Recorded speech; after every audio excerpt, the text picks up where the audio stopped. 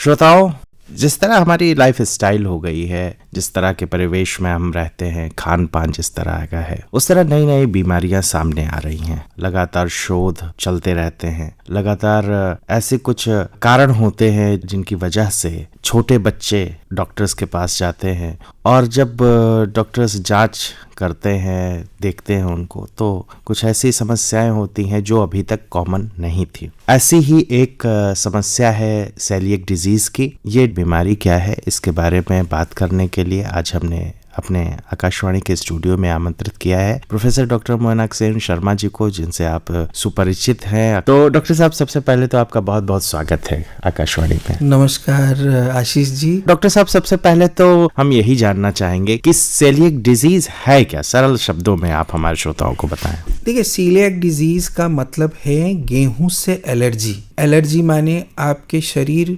गेहूं और गेहूं संबंधित जितने भी पदार्थ हैं, जैसे गेहूं, जौ, हाँ। ये सब हमारा शरीर जो है टॉलरेट नहीं करता है। वो मतलब हम लोग उसका एलर्जी हो जाता है, शरीर उसको अपना नहीं समझ नहीं पाता और उसके खिलाफ एक रिएक्शन हो जाता है जो जाके प्रॉब्लम आगे करता है। जी, तो डॉक्टर साहब, ये जैसे कि आपने बताया कि गेहूं या जौ इसी में होता है क्या? जो बहुत सारे ऐसे हैं जहां पर राइस जो है मेन स्टेपल फूड है, तो क्या राइस से भी होता है कि? जैसे गेहूं के अंदर एक प्रोटीन है, उसको कहते हैं ग्लाइडिन। अच्छा। वो ग्लाइडिन कई लोग हजम नहीं कर पाते हैं और वो एक जेनेटिक सिचुएशन है जहाँ पे हम लोग वो हजम नहीं कर पाते हैं और नॉर्थ इंडिया में ये बहुत लोगों के पास ये प्रॉब्लम है। और ग्लाइडिन का संबंधित जो फैमिली में है वही जौ में आपको मिलेगा और कुछ कुछ आपको ओट्स में भी मिल जाएगा।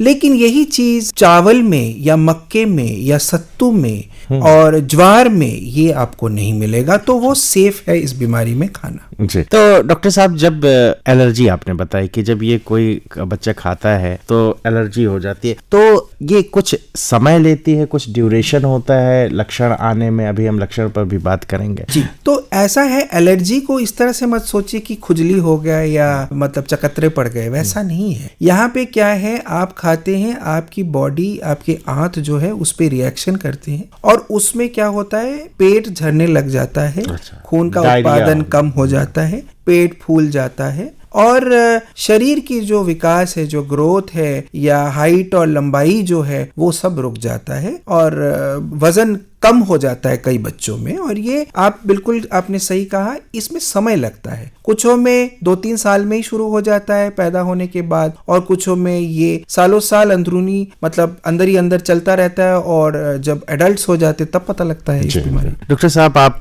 SGPGI लखनऊ जैसे प्रतिष्ठित संस्थान में, शोध संस्थान भी है एक तरह का, तो अगर हम विज्ञान की बात करें तो ये किस तरह, जो क्योंकि आप तो गैस्ट्रो विभाग से आते हैं, तो किस तरह ये हमारी आंतों को भी क्या नुकसान पहुंचाता है? पहली बात तो ये बड़ा कॉमन बीमारी है उत्तर प्रदेश, बिहार, पूरे नॉर्थ इंडिया में। क्योंकि देखिए, हमको 2 चीज समझना पड़ेगा इतिहास से। पहली बात तो ये है, हम लोग जो आदिवासी इंडिया के हैं उनमें ये बीमारी है ही नहीं, क्योंकि जेनेटिक इनकी मतलब जीन्स थे ही नहीं। ये लाया हमारे पास इंडिया में आया कहाँ से? जब कॉकेशियंस आए हमारे कोकेशिया से। अच्छा। और जब सिकंदर आया ग्रीस से, हाँ। तो ये बीमारी वहां से लेते हुए ये लोग आए और हमारे फिर पॉपुलेशन में घुल मिल के ये स्प्रेड हो गया। हजारों सालों की बीमारी। हाँ, हजारों सालों की बीमारी है और ये पूरे विश्व में आपको मिलेगा। लेकिन इंडिया में ये आपको नॉर्थ में मिलेगा, ज्यादातर साउथ में और ईस्ट में, बंगाल में ये है नहीं। और उसका कारण यही है क्योंकि हम लोग जो है साउथ में और ईस्ट में, बंगाली लोग और मद्रासी लोग, वो चावल पे ही डिपेंडेंट है उनका पूरा का पूरा खान पान, तो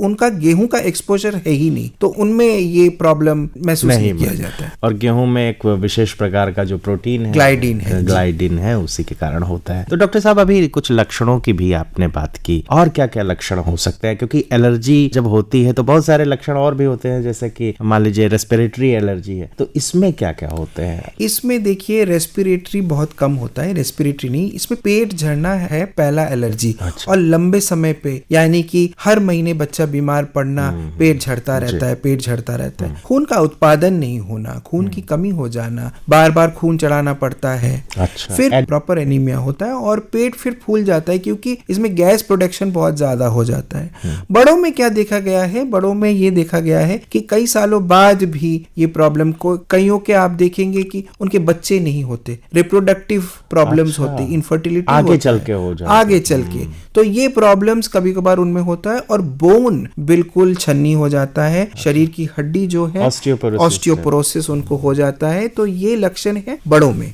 बच्चों में लक्षण है ज्यादातर विकास ना होना और पेट झड़ना और खून की कमी। जी डॉक्टर साहब, तो ये जो है बचपन में बीमारी मान लीजिए हो गई, ठीक है, ये खुद ब खुद का ठीक भी हो सकती है आगे चल के? नहीं, अगर आपको सीलियाक डिजीज है तो जब तक आप परहेज नहीं करेंगे तो खुद ब खुद ये ठीक नहीं होगा। ये यूजुअली तब शुरू हुआ है जब आपका खान पान में बदलाव आया है। पहले 6 महीना बच्चा माँ का दूध पीता है, फिर धीरे धीरे उसको उनकी अन्नप्राशन कराते हैं, उनको गेहूं, बिस्किट, रोटी, ब्रेड ये सब खिलाते हैं। धीरे धीरे ये प्रॉब्लम शुरू होता है और जब तक बच्चा 5 साल 6 साल का हो जाता है तब इनके प्रॉब्लम्स फुली इनके पास पूरी तरीके से आ जाता है और इनको फिर तब ये शुरू हो जाता है प्रॉब्लम। तो डॉक्टर साहब, जब आपके पास ऐसा कोई पेशेंट आता है, कोई बच्चा आता है, गार्जियन आते हैं, हमारा तो आप जानते हैं कि पूरे उत्तर भारत में पंजाब से लेकर और पूरा बिहार और मध्य प्रदेश, इधर गेहूं की बहुत ही ज्यादा खपत होती है और हमारा मुख्य भोजन ही है, तो खाए फिर क्या आती है? हाँ, अगर आपको सीलियाक डिजीज बीमारी, पहली बात तो कैसे बीमारी तक पहुंचेंगे।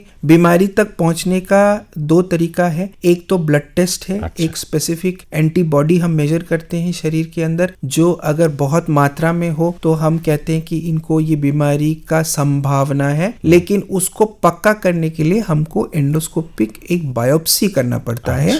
हम छोटी आंच से एक छोटा सा बायोप्सी लेके उसको टेस्ट करके हम लोग फिर बीमारी को पक्का कर देते हैं। और ये करना बहुत जरूरी है, क्योंकि बाहर क्या होता है कि सिर्फ ब्लड टेस्ट करके पता लगाते हैं और फिर आगे जाके कंफ्यूजन होता है। देखिए, इंसान का पहचान है उनका आधार कार्ड। जब तक आपके पास आधार कार्ड का नंबर ना हो, आपका पहचान है ही नहीं। वैसे ही समझ लीजिए, इस बीमारी में अगर आपको पहचान बनाना हो तो वो बायोप्सी करना बहुत जरूरी है। ब्लड टेस्ट एक लिमिट तक मतलब उसकी वैलिडिटी है, जिसको कहते हैं, एक लेवल तक हम लोग उसको मानते हैं। लेकिन पक्का करने के लिए कि आप आशीष चतुर्वेदी ही है और आशीष मिश्रा नहीं है, इस बात को पता करने के लिए कि आप आशीष तक हम मतलब ब्लड तक पहुंचे हैं, लेकिन चतुर्वेदी या मिश्रा है आप, उसके लिए हमें बायोप्सी करना जरूरी है। तो आपने बहुत ही सरल भाषा में, सरल शब्दों में बता दिया। डॉक्टर साहब, हम लोग ने जो बेसिक किताबें पढ़ी हैं वहाँ ये कहा जाता है कि कुछ रोए जैसे आंतों में होते हैं, पेट में होते हैं, जो एब्जॉर्ब करते हैं जी। और आपने बताया कि एब्जॉर्प्शन हो नहीं पाया पोषक पदार्थों का तो न्यूट्रिशन नहीं हो, तो वो भी कुछ खराबी हाँ, बेसिकली क्या होता है, फ्लैट हो जाता है अंदर से। अच्छा, नॉर्मली आंतों में ऊपर नीचे एक किस्म का, उसको हम लोग विलाई बोलते हैं। छोटी छोटी उंगलियों की तरह है जो शरीर के सारे पदार्थ को एब्जॉर्ब करता है। ये जो है ये पूरी तरीके से नष्ट हो जाता है, पूरी तरीके से फ्लैट हो जाता है और जैसे बंजर खेत वैसा हो जाता है हमारा पेट का समस्या। लगता नहीं, जिसको कहते हैं शरीर में लग तो जितना आप शुगर या जितना प्रोटीन या फैट आप खाएंगे वो सारा का सारा जो है बह जाएगा पूरे आंत में, क्योंकि एब्जॉर्प्टिव पावर कम हो गया है। जी, जी। और दूध कुछ नहीं पचता है फिर उस समय। डॉक्टर साहब, आपने बताया कि पेट झड़ता रहता है, दस्त होती रहती है, तो क्या अगर वो normal day to day life है तो कुछ लैट्रिन में भी बदलाव होता है ऐसे बच्चों के? हाँ जी, उनकी पतली बिल्कुल पानी की तरह वो लैट्रिन करते हैं दिन में 6-7 बार। कभी कभार रात को भी उठ के जाना पड़ता है लैट्रिन के लिए। नींद खुल जाती है क्योंकि पेट झड़ रहा है उनका। माँ बाप जो है बिल्कुल परेशान रहते हैं। तो ये लैट्रिन का समस्या तो बहुत ज्यादा इनको होता है, मेन समस्या। अब डॉक्टर साहब, पकड़ में मान लीजिए डॉक्टर ही बताएगा कि कैसे इसको पकड़ना है, उसके बाद क्या करें? उसके बाद जो है, देखिए, एक बार आपको बीमारी समझ में आ गया तो इसका अगर मुझे भगवान ने कभी एक ऑप्शन कभी देते कि तुमको एक बीमारी चुनना है, मतलब इतने बीमारियों में से सीलियाक डिजीज ऐसा बीमारी है जो मैं अपने लिए चुनूंगा। ना मैं इन्फेक्शन चुनूंगा, ना मैं कैंसर चुनूंगा। सीलियाक डिजीज एक नॉर्मल एक बीमारी है जिसमें इंसान बिल्कुल नॉर्मल हो सकता है और इनकी आयु 90 से 100 साल हो सकता है अगर आप सही परहेज करते हैं। और सबसे सस्ता और सरल बीमारी है इसका इलाज के लिए, क्योंकि इसमें आपको सिर्फ परहेज ही करना है। आप अगर अपने डाइट से गेहूं और गेहूं संबंधित जितने भी पदार्थ है, यानी कि ब्रेड, बिस्कुट, चपाती, रोटी, आपकी पूरी, समोसा, ये सब अगर आप निकाल देते हैं और आप जौ नहीं खाते, तो आपको ये बीमारी 100% पूरी तरीके से क्योर हो जाएगा। लेकिन ये लाइफ लॉन्ग आपको ये परहेज रखना पड़ेगा, क्योंकि जैसे ही आप वापस खाने लगेंगे आपको फिर से वापस बीमारी शुरू हो जाएगा। तो इंसान कहता है कि इसमें करे तो क्या करे, जैसे आपने कहा क्या खाए। उत्तर प्रदेश के लोग तो गेहूं खाते हैं, सुबह शाम हम लोग रोटी खाते हैं, पराठा खाते हैं। तो देखिए, हम आपको बताना चाहते हैं कि उत्तर प्रदेश में ही गेहूं का है, लेकिन अगर बाकी आप भारत देखते हैं, बंगाल देखते हैं, असम देखते हैं, आप तमिलनाडु देखते हैं, वहां गेहूं है ही नहीं, और वहां के लोग चावल खा के विद्वान हो रहे हैं। तो मतलब गेहूं खाना जरूरी नहीं है, आप फिर राइस बेस्ड डाइट कर देते हैं। उसमें चावल, मक्का, सत्तू, ज्वार, इनका आटा आप मिक्स ग्रेन करके, या तो अलग से चावल का आटा, ये सब आप बना के, बाकी सारी सब्जी, सारे फल, सारी चीजें खा सारे मीट, मछली, जितना भी आपको, जो भी आपका मनपसंद, वो सब आप खा सकते हैं। गेहूं छोड़ के बाकी सारी चीजें आप खा सकते हैं। डॉक्टर साहब, फास्ट फूड पर खूब चर्चा होती है और सभी कहते हैं कि नुकसानदायक है, तो क्या इससे भी कुछ इस तरह आपके फास्ट फूड आपको देखना पड़ेगा है क्या। केक है, पेस्ट्री है, पिज्जा है, बर्गर है, जिसमें सब में गेहूं है। इसमें फास्ट फूड आप खा नहीं पाएंगे। इससे बेहतर है कि घर पे ये चीज बना दिया जाए। आजकल ग्लूटेन फ्री प्रोडक्ट्स, इसको ग्लूटेन फ्री डाइट बोलते हैं, ग्लूटेन फ्री प्रोडक्ट्स आजकल मिलने लग गया है। कई कंपनीज बनाती हैं, थोड़ा सा आटा महंगा होता है लेकिन बनाते हैं, आप घर पे भी पीस सकते हैं। बहुत जरूरी है ये समझना कि बाजार का जो पनीर है, वो जो पनीर होता है उसमें भी थोड़ा ध्यान देना है। बाजार के पनीर जो हम लोग को केक की तरह दिखता है ना, जिसमें हम अच्छे से काटते हैं, उसके अंदर आप देखते तो सूजी या मैदा थोड़ा सा पड़ा होता है, तभी वो अरारोट होता है, तभी वो हार्ड होता है। अब घर पे अगर आप छेना बनाते हो, वो थोड़ा सा अलग होता है। तो ये समझना है कि बाजार का पनीर जो है हम लोग बच्चों को नहीं खिला सकते, क्योंकि उसमें जाने अनजाने में उसमें गेहूं मिला होता है। जरूरी है ये समझना कि बच्चों को प्रॉब्लम होता है जब वो स्कूल जाते, टिफिन शेयरिंग करते हैं और बगल वाले अपना बेस्ट फ्रेंड केक लेके आए या बिस्कुट लेके आए, तो वो टेंडेंसी होती है वहां पे हम लोगों को खाने का। तो पेरेंट्स जो है उनको थोड़ा सावधानी बच्चे को एक तो शुरू से समझाना है, दूसरा टीचर को भी स्कूल में बताना होता है कि देखिए हमारे बच्चे को ये बीमारी है,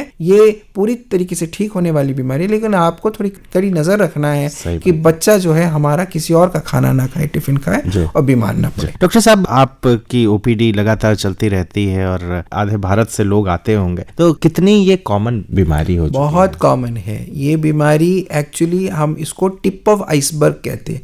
टिप ऑफ आइसबर्ग मतलब आपको सिर्फ ऊपर ऊपर से दिखता है 1% और पानी के नीचे होता है आपका 99%। इसको कहते हैं टिप ऑफ आइसबर्ग, यानी कि आप अगर झांक के देखेंगे तो पानी के नीचे आप खूब सारा इसका बीमारी मिलेगा। यानी कि ऊपर से जो हमारे पास आ रहे हैं, हाँ एक्चुअली बहुत है। और हम लोग तो अब क्योंकि हम SGPGI में बैठे हैं, तो हमारा महीने का हम नया 4 या 5 केस देखते हैं महीने का, और पुराना तो हमारा 800 का फॉलोअप चल रहा है इस समय। जो पुराने मरीज हमारे पास आ रहे हैं वो 800-900 मरीज हमारे पास। कई तो अब बड़े भी हो गए, आना भी बंद कर दिए, क्योंकि सब साइंटिस्ट, इंजीनियर, डॉक्टर सब बन गए। मैं तो इसको बीमारी ही नहीं मानता हूँ, मैं तो ये कहता हूँ ये इट्स अ लाइफस्टाइल डिजीज। जैसे आप चीनी बंद करते हैं दुबला होने के लिए, तेल बंद करते हैं, बटर बंद कर देते हैं दुबला होने के लिए, वैसा ही समझ लीजिए सीलिएक डिजीज को एक लाइफस्टाइल तरीके से ले। डॉक्टर साहब, इसमें क्या दवाएं भी आप लोग देते हैं अपार्ट फ्रॉम डाइटरी चेंजेस हैं? सीलिएक डिजीज को हो गए करीब 100 साल विश्व में, ठीक है, पता है हमको ये बीमारी। 100 साल में विज्ञान ने कोई दवा नहीं निकाल पाया इसके लिए। कोशिश हम लोगों ने बहुत किया, लेकिन कोई दवा सफलता से इसमें काम नहीं किया है। जहाँ पे आइडियल सिचुएशन तो ये होता है ना आशीष जी की सीलिएक डिजीज है, मैं केक भी खाऊं, दवाई भी खाऊं और बीमार भी ना पड़ूं, है ना। लेकिन ऐसा आज तक कुछ हुआ नहीं है।